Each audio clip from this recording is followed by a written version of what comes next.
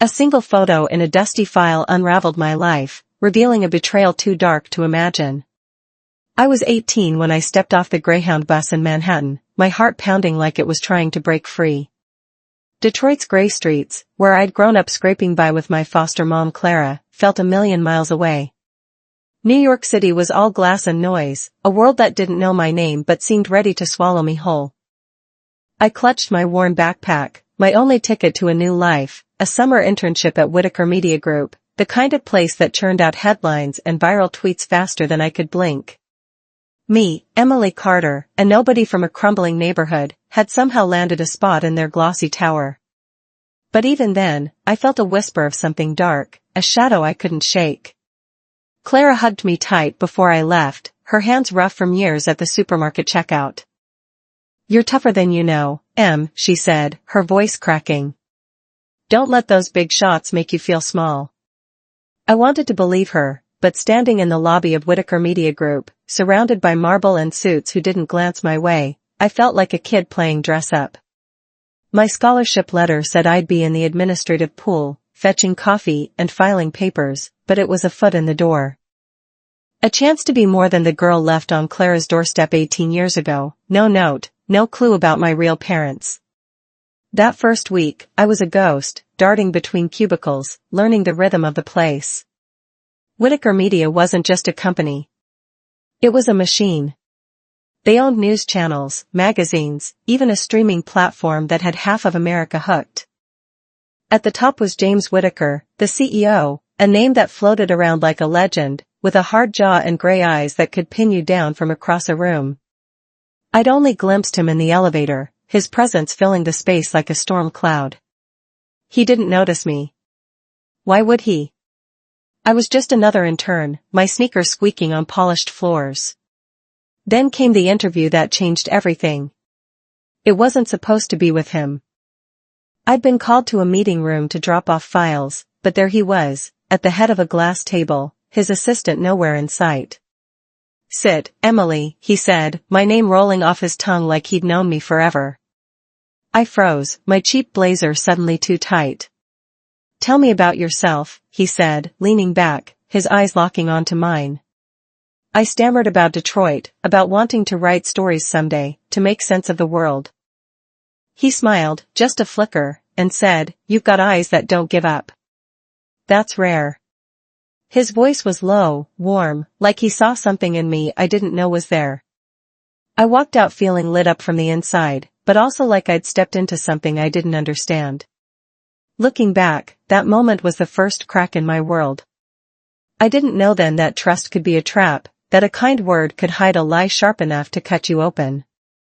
Betrayal creeps in, dressed in charm, in a glance that makes you feel seen. I learned that the hard way, but in those early days, I was just a girl hungry for a place to belong. James started noticing me more. A nod in the hallway, a question about my day when I brought him coffee. Once, he asked me to stay late to help with a presentation slide. "You've got a good eye for detail," he said, standing closer than he needed to, his hand brushing mine as he took the tablet. My cheeks burned, but I told myself it was nothing, just a boss being kind. Still, I started checking my reflection in the elevator glass, wondering what he saw in me. Clara's words echoed, "Don't let them make you feel small." But James didn't make me feel small. He made me feel like I mattered. That was the danger. The whisper started soon after. I overheard two coworkers by the coffee machine, their voices low. "She's just a kid." "What's Whitaker doing, playing mentor to some intern?" one said. The other laughed. "Mentor? Please. She's after his wallet." My stomach twisted, but I kept my head down, pretending I didn't hear. Then came the tweets. Someone posted a blurry photo of me leaving the office with James, captioned, "Whitaker's new intern or new girlfriend? Gold digger." It got 500 retweets before I saw it. I wanted to scream that I wasn't that girl, that I was just trying to do my job. But the more I tried to fade into the background, the louder the rumors got. One night, alone in my tiny shared apartment in Brooklyn, I scrolled through Twitter, my heart sinking with every cruel comment. "Trash from Detroit," one said. She's playing the long game, another. My eyes burned with tears as I threw my phone across the room. I wasn't here to chase money or fame. I just wanted a chance to prove myself. But the world didn't care about my truth. It was spinning a story I couldn't control, and somehow, James was at the center of it. I thought about calling Clara, but what could I say? That I was falling for a man old enough to be my grandfather? That I felt alive when he looked at me, but also like I was drowning? Sometimes, I wonder if we choose our paths or if they're chosen for us. I didn't ask for James Whittaker's attention, but I didn't push it away either. Maybe that was my first mistake, letting his warmth fill the empty spaces I'd carried all my life.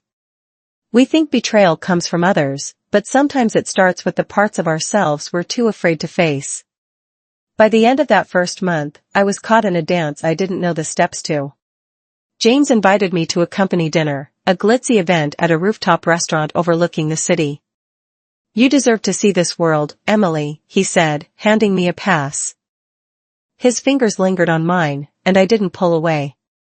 I told myself it was just gratitude, just admiration for a man who saw potential in me. But deep down, I felt the pull of something bigger, something I couldn't name. And that's when the real trouble began. If this story hits you, I'd love to hear your thoughts. What would you have done, standing in my shoes, with the whole world watching? The rooftop dinner lingered in my mind like a song I couldn't shake, its glitter and James Whittaker's gaze pulling me deeper into a world I didn't belong in. That night, with Manhattan sparkling below, I felt like I was flying, but now, weeks later, I was crashing, my heart tangled in a mess of hope and dread. James's attention was a flame, warm and mesmerizing, but it burned, and I was starting to see the scars. Betrayal doesn't always hit you like a storm. Sometimes it's a slow poison, seeping through the cracks of every smile, every touch, until you're choking on the truth you didn't see coming. James and I fell into a rhythm that felt too easy, too dangerous. He'd call me to his office, not for work, but to talk about life, about dreams. One evening, he handed me a coffee mug with a Detroit skyline etched on it. "Thought it'd remind you of home," he said, his voice soft, his gray eyes holding mine a beat too long. I clutched the mug, my fingers trembling, and mumbled a thank you, my cheeks hot. At night, in my tiny Brooklyn apartment, I'd stare at that mug, wondering why his kindness felt like a weight. I was falling for him, for the way he made me feel seen, but a voice inside whispered, "This isn't right, Emily." I ignored it, because believing in him was easier than facing the fear. Then the first shock came. My phone buzzed at 2 a.m., a Twitter DM from Truthseeker NY, "Leave Whittaker Media. You're in over your head." My heart stopped, the words glowing like a warning sign in the dark. I checked the account, no profile pic, no name, just a shadow online. The next day, my work email pinged with another message, "No sender, ask him about Sophia. Before it's too late." My breath caught. Sophia? The name felt like a splinter, sharp and buried deep. I tried to focus on my tasks, sorting press releases, but my hands shook. Who knew about James and me? And why did they care? The rumors hit harder than I expected. 4 months into my internship, I sat in a drugstore bathroom, staring at a pregnancy test. 2 pink lines. My world tilted, joy and panic crashing together. I was carrying James's child. I wanted to run to him, to see that warm smile, but fear glued me to the spot. Before I could decide what to do, TMZ broke the story, Whittaker's teen intern pregnant, CEO's latest scandal? Twitter erupted, Whittaker baby trending with venom. Gold digger, one tweet spat. She trapped him, another sneered. I scrolled through the hate, my throat tight, tears blurring my screen. I wasn't that girl, chasing his money or fame. I was just Emily, a kid from Detroit who thought she'd found someone who cared. But the world had already written my story. James acted fast. He called me to his penthouse office, the city a glittering trap below. "This isn't safe for you," he said, his voice steady but urgent. "I'm moving you to a private apartment. For you and the baby." His hand brushed mine, and I wanted to believe he meant it, but his eyes didn't meet mine. The new place was a sterile high-rise, all glass and sharp edges, with security guards who watched me like hawks. My phone glitched, texts to Clara bouncing back undelivered. When I asked James, he said, "It's temporary, Emily. For your safety." But his words felt like a lock clicking shut, and I started to wonder if I was his guest or his prisoner. Then came the call that froze my blood. Late at night, my phone rang, a private number. I answered, heart pounding, but heard only heavy breathing, then a click. My skin crawled. I checked the locks, the windows, but the city outside felt like it was watching me. The next day, a bouquet of white lilies arrived at the apartment, no sender, just a card in jagged handwriting, "Gold diggers pay a price." I dropped it, my knees weak, and called James, my voice breaking. "Someone's after me," I said, shoving the card at him when he arrived. His face hardened, and he crushed the card in his fist. "I'll handle it," he said, but his voice was too calm, like he'd expected this. I didn't feel safe. I felt hunted. The final blow came during a late shift. James asked me to pull an old press kit from his office. As I sorted through files, I found a photo of a girl who looked like me, labeled Sophia, 18th birthday, with Dad. My heart raced, her face a mirror of mine. Later, I overheard Robert Hayes, his assistant, whispering to Michael Grant, the lawyer, in the break room. "Sophia's name is back in the will," Robert said, his voice low. "Why now?" Michael snapped, "He's obsessed." "Keep it quiet." My stomach churned. "Obsessed? With who?" Then, on James's desk phone, I accidentally hit the voicemail button, and a woman's voice, broken and raw, filled the room. "Dad, why can't you let me go?" It was dated 2004. "Sophia." My hand shook as I shut it off, her voice echoing in my head. I confronted James that night in his office, the photo trembling in my hand. "Who's Sophia Bennett?" I demanded, my voice sharper than I meant. He froze, his face paling, and for a moment, his calm cracked. "Don't go there, Emily," he snapped, his voice rising before he caught himself. He softened, stepping closer. "She's nobody. Just, let it go." But his eyes betrayed him, flickering with something dark, guilt or pain. I backed away, my heart pounding, feeling like I'd touched a live wire. That night, alone in the apartment, the city's hum felt like a pulse, alive and threatening. I'd come to New York chasing a dream, but now I was caught in a web, each thread pulling tighter. Trust is a fragile thing, but doubt is heavier, and it was crushing me. I clutched my belly, feeling the life inside, and wondered if I'd ever know the truth. Or if I even wanted to. If my story's hitting you, share what you're feeling. Have you ever sensed a lie before it broke you? James's sharp words, "Don't go there, Emily," rang in my ears as I stumbled out of his office, the photo of Sophia Bennett, my mirror image, searing my mind. Her face, her voice from that haunting voicemail, chased me back to the sterile Manhattan apartment, where the city's glow felt like a trap closing in.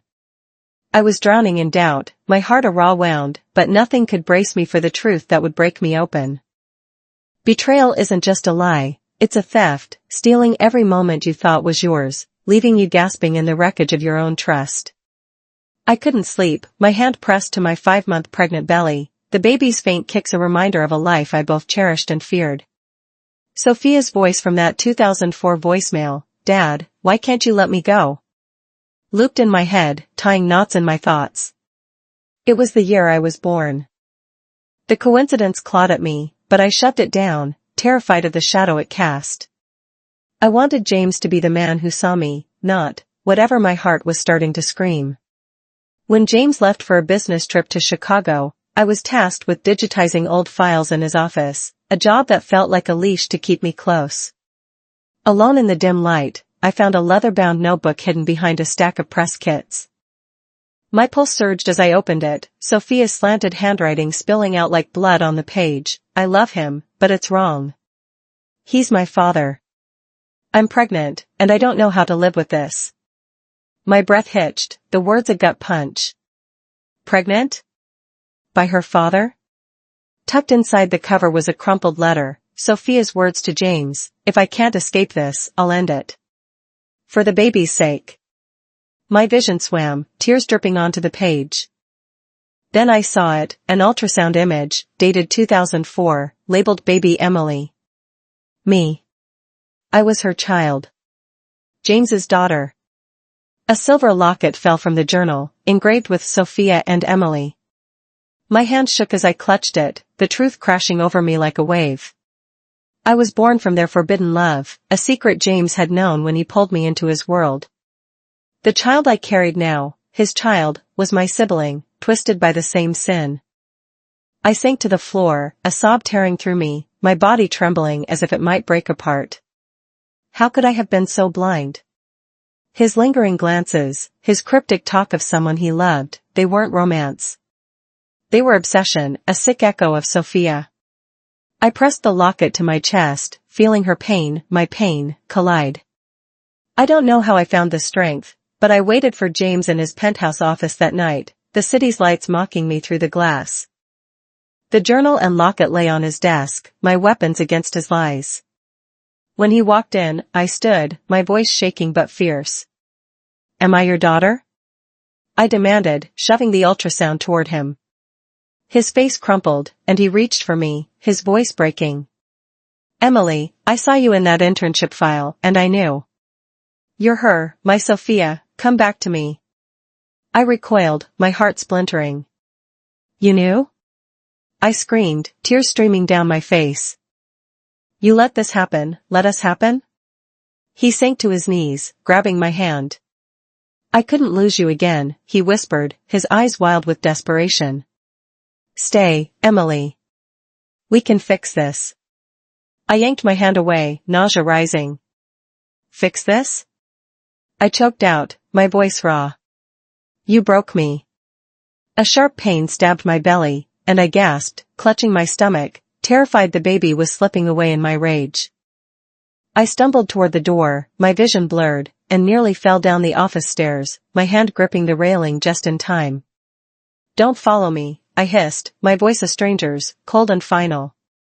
James called after me, "I'm sorry, Emily," but his words were ash, meaningless against the truth. I locked myself in the apartment, my sobs echoing in the empty space. In the bathroom mirror, I searched for Sophia, her eyes in mine, her anguish in my tears. I saw a girl who'd loved too deeply, and now I was her echo, carrying a child born from the same mistake. My hand rested on my belly, the baby kicking softly, and I whispered, "I'll protect you, no matter what." But the promise felt fragile, like glass under pressure. I thought of Clara, my foster mom, who'd given me a home when no one else would. I needed her voice, but my phone was still blocked, another chain James had wrapped around me. I curled up on the floor, the locket clutched tight, Sophia's letter beside me. The truth was a wound, bleeding and raw, but it was also a call to run. I couldn't stay in his world, his lies, his sick love. I had to leave, for my baby, for the woman I still hoped to become. But how do you escape when the person you trusted most has shattered you? When the life inside you is both a gift and a curse? I didn't know, but I had to try. Truth doesn't set you free, it breaks you first, and only then do you learn to rebuild. I was broken, but I wasn't done. For my baby, for Sophia, I'd find a way. If this story's tearing at you, share your thoughts. What do you hold on to when everything you believed in falls apart? The truth about James Whittaker, my father, my betrayer, clung to me like damp air as I fled his penthouse office, the locket with Sophia and Emily burning in my pocket. My heart was a shattered thing, each beat a reminder of the child I carried, a life tied to a sin I couldn't unmake. I locked myself in that sterile Manhattan apartment, my sobs echoing, but I knew I couldn't stay. Betrayal doesn't just break you, it forces you to choose, stay in the wreckage or claw your way out. I chose to run, for my baby, for the woman Sophia wanted me to be, even if I wasn't sure who that was anymore. I packed a single bag, my hands trembling as I stuffed in clothes and the journal, Sophia's words now my only tether to her. I sat at the kitchen counter, pen hovering over a blank page, wanting to write to James, to scream my pain, my hate. You took everything, I scrawled, but the words felt too small, too weak. I tore the paper to shreds, letting the pieces scatter like ash. I didn't owe him my anger, I owed myself a new start. With my phone still glitching, cut off by James's control, I slipped out at dawn, past the security guards, and bought a one-way bus ticket to Hudson, a small town in upstate New York I'd seen on a travel blog. It promised quiet, a place to disappear, and that's all I wanted, to vanish from his world. The bus ride was a blur, my reflection in the window a stranger's, Sophia's eyes staring back. I pressed my hand to my belly, 6 months along now, and whispered, "We'll be okay, little one." But the promise felt fragile, like a vow made in a storm. Hudson greeted me with rolling hills and clapboard houses, a far cry from Manhattan's sharp edges. I rented a tiny studio above a bookstore, using the last of my internship stipend. The owner, a gray-haired woman named Ruth, didn't ask questions, just handed me the key and said, "You look like you need a soft place to land, honey." Her kindness stung, a reminder of Clara, who I still couldn't reach. Days turned into weeks, and I tried to rebuild. I got a part-time job at a local diner, pouring coffee for truckers and locals, my belly growing under my apron. But the truth followed me, heavy as the locket I kept in my pocket. At night, I'd read Sophia's journal, her words a knife and a lifeline. "I wanted you to be free," she wrote of me. I cried for her, for the girl who'd loved so wrongly and lost everything. I named my son Liam Parker, a name untainted by Whitaker, born in a small hospital under Hudson's starlit sky. Holding him, his tiny fingers curling around mine, I felt love so fierce it scared me. But I also felt the weight of his origin, a secret I'd carry alone. One evening, as I rocked Liam to sleep, a letter arrived, forwarded from my old Brooklyn address. It was from James, his handwriting unsteady. "I've dissolved Whitaker Media," he wrote. "The money's gone to charity. I'm sorry, Emily, for everything." Enclosed was a draft of his will, naming Liam as a beneficiary for a trust fund, but I shoved it in a drawer.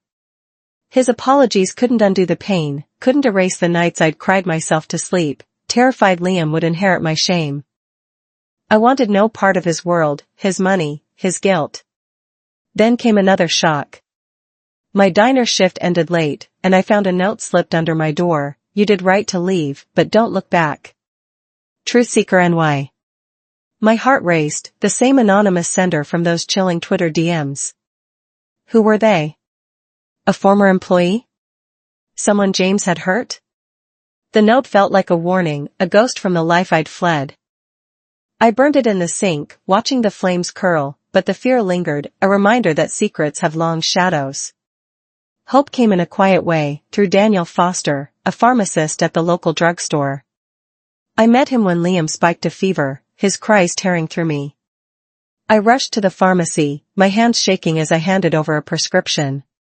Daniel, with his kind eyes and flannel shirt, stayed late to explain the dosage. "You're doing great, Emily," he said, his voice steady. "Kids are tough, and so are you." I wanted to believe him, but trust felt like a foreign language. Still, he'd stop by the diner, bringing teething toys for Liam or just chatting about Hudson's fall festivals. His presence was a balm, but I kept him at arm's length, afraid to let anyone close after James. One night, as I walked home under Hudson's crisp autumn sky, Liam asleep in his stroller, I stopped by the river. The water glittered, reflecting the stars, and I pulled out Sophia's locket, its silver cool against my skin. I traced the engraving, Sophia and Emily, and felt her with me, not as a ghost but as a strength. I'd been running from her pain, from mine, but maybe healing wasn't about forgetting. Maybe it was about carrying the hurt and choosing to live anyway. I tucked the locket away, promising Liam a life free of secrets, even if I didn't know how. Starting over isn't a clean slate, it's building on broken ground, learning to trust yourself when the world has lied. I was trying, for Liam, for Sophia, for the girl I still hoped to become. But the past wasn't done with me, and I wondered if it ever would be. If my story's stirring you, share your heart. How do you rebuild when trust has been broken? The note from Truth Seeker NY slipped under my Hudson apartment door, ignited a spark of fear that nearly sent me running again. Its words, "You did right to leave, but don't look back," a chilling reminder of the life I'd fled. My heart pounded as I burned it in the sink, the flames licking up the last of my ties to James Whittaker's world, but the smoke lingered, curling around my fears. I held Liam close, his soft breaths grounding me, and vowed to build a life where secrets couldn't touch us. Healing isn't a straight path, it's a messy climb through pain, but every step forward is a choice to live, to love, despite the scars. Hudson's quiet streets became my refuge, the clapboard houses and autumn leaves a stark contrast to Manhattan's cold glass towers. I'd been in town 6 months, Liam now 3 months old, his gummy smiles lighting up my days at the diner.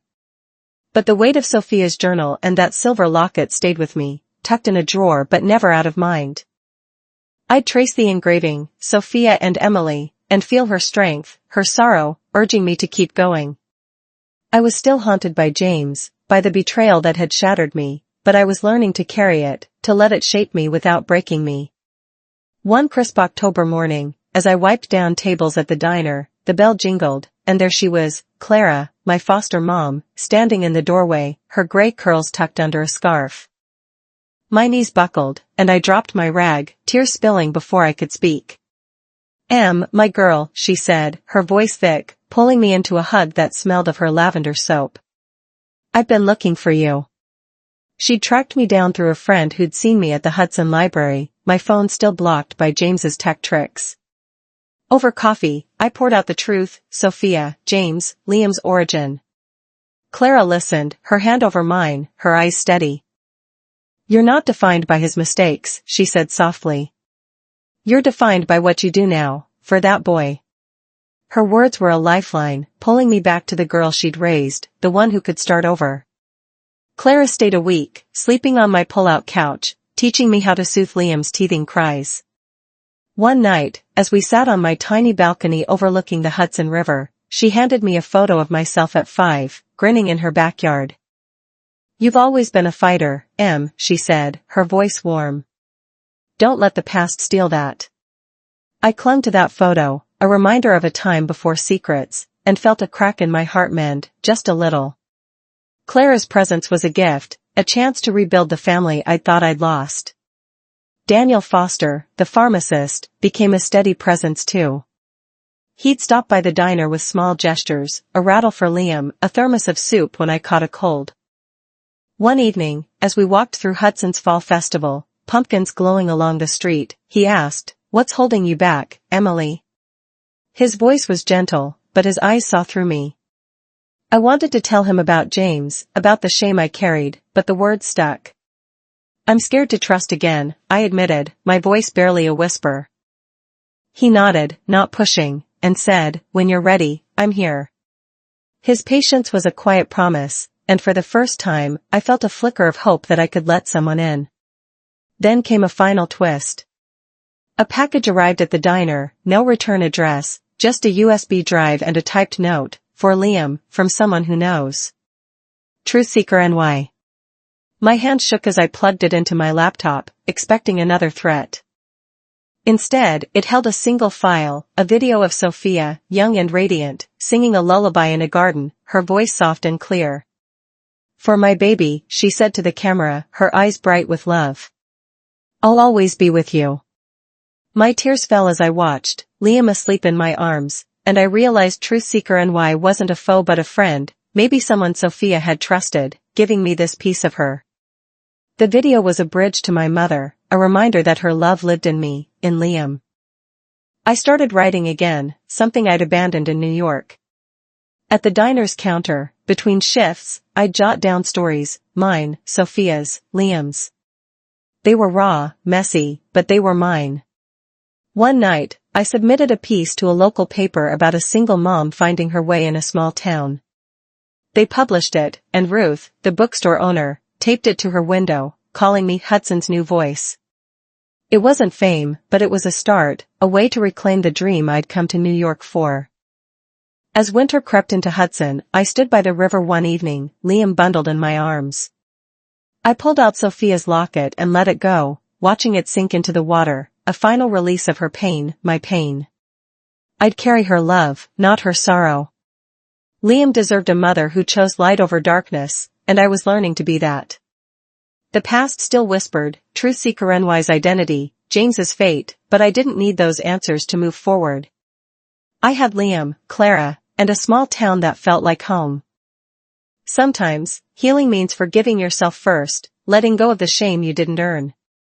I was finding my way, one step at a time, for Liam, for Sophia, for me. If my stories touched you, share your thoughts. What helps you find peace when the past tries to hold you back?